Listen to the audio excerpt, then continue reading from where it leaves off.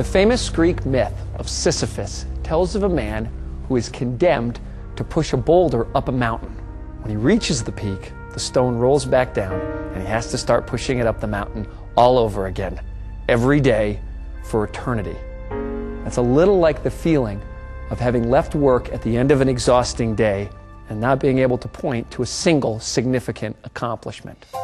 I got to know Jim Dixon, the general manager of a store in a large grocery chain, who felt very much like Sisyphus every day.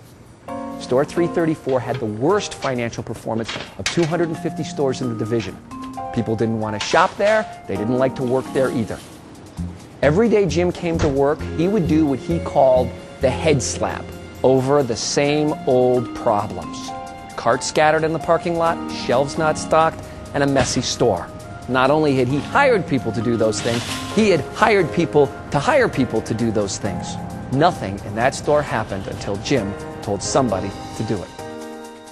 Now, the really sad part was that Jim had considered himself a good grocer and was considered a high potential manager when he was selected to be the GM a year earlier. Jim had been working 16 days straight, hadn't taken a vacation in over a year. He was pretty much carrying the store on his back.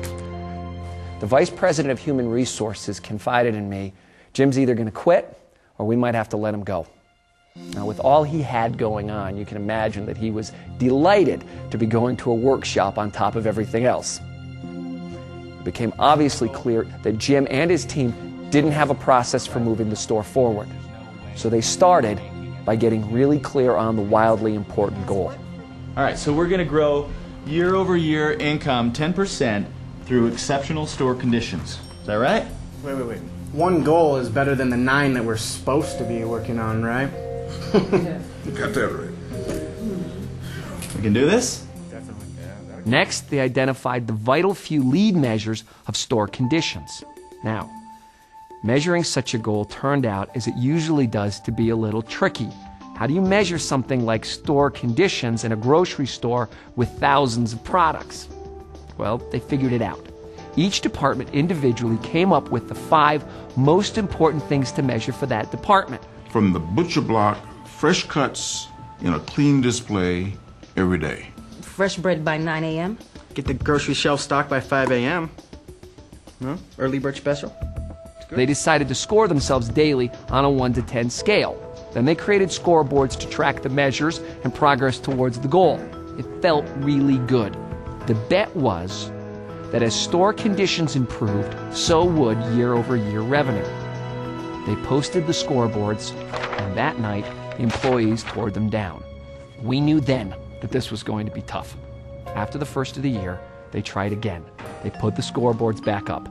After 2 weeks, however, the 5 departments were averaging a 13 on a 50-point scale that they've created themselves. The whirlwind, the day-to-day pressure sucked the department heads right back to where they had been. Yolanda!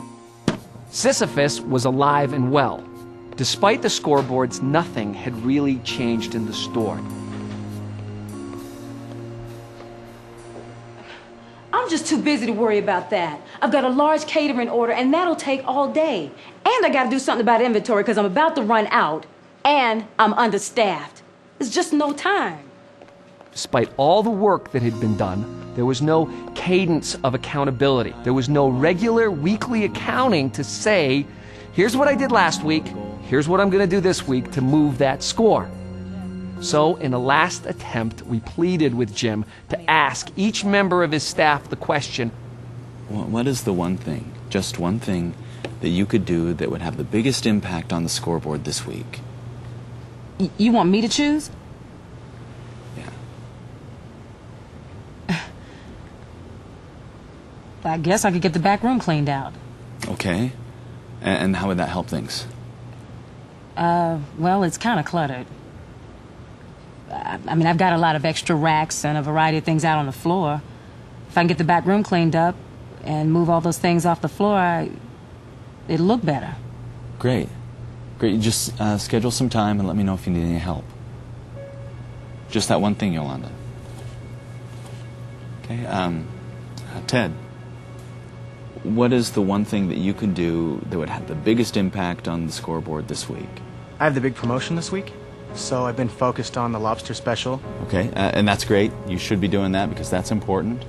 But how is that going to move the score? Oh, well, I see where you're going. Well, Bobby's been here for 3 weeks, and he doesn't know how to set up in the morning yet, so I'll get him trained. Okay, I appreciate that. It's perfect. Okay. Was Jim micromanaging now? No. They were choosing. He had been micromanaging, and not because he wanted to be an overbearing or a controlling boss, but because he didn't know what else to do. So Jim's staff started meeting every week around the scoreboard, committing to each other to do just one thing to move the score and reporting on the prior week's commitments. It took about 10 weeks, but the scores went up. As the team started working in a rhythm and a cadence of accountability to each other, the revenue numbers began to climb and the store changed. Jim's team moved their total score from a 13 to a 38 on the 50-point scale. Store 334, the worst performing store out of 250 stores, went on to outproduce the rest of their zone in year-over-year sales. We were surprised at how quickly store sales responded to an improvement in store conditions.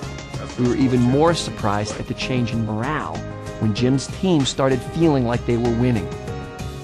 This process not only changed store performance, but Jim's career. I was invited to a debrief meeting with the president of the division. I watched Jim report the progress of the store. He told them, "Things are going so well, I didn't even have to go in this morning." The president asked Jim, "What has this change meant to you personally?" Jim replied, I kind of went into the whole thing feeling like I was going to carry the whole store on my back. And I was just going to ride it out until I got a transfer. And, well, now you can leave me there as long as you want. In the end, it turned out that they were right about Jim. He really was a high potential manager. Deep down, everyone wants to win. Everyone wants to contribute to a goal that really matters. It is so disheartening to push and push day in and day out and wonder if you're making a difference. People at Store 334 learned that disciplined execution can make all the difference. The difference between just pushing that rock up the hill forever or taking it over the top. The freedom is in the discipline.